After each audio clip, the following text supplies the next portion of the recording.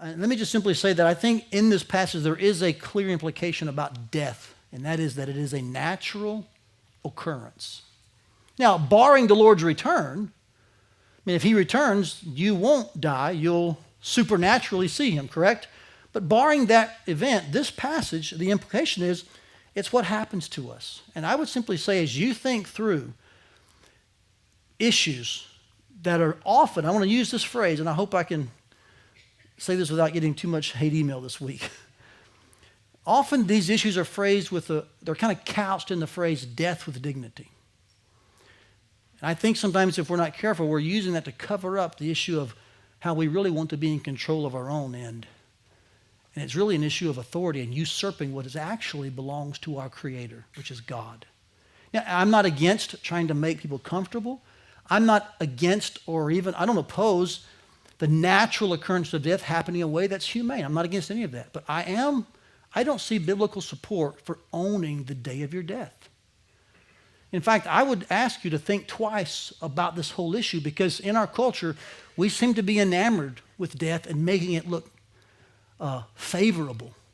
Like abortion's no longer murdering babies, it's giving women a right. Like, that's ludicrous. It's ludicrous to murder a child in the womb and then to say we've done a woman a favor. Euthanasia, assisted suicide. There's no doctor that, from what I've talked to, that by the oath they take could actually help someone pursue death. It's the exact opposite of what medical care should do.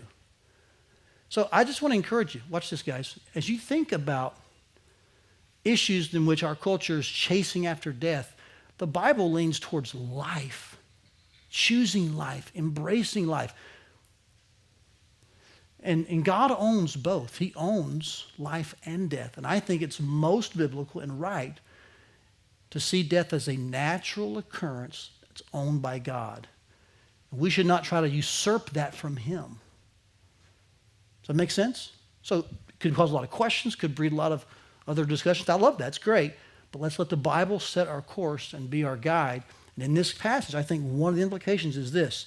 Death is a natural occurrence. In fact, I said this at first service. You might want to process it. Death is a natural part of life. Think about that. Kind of ironic, kind of odd.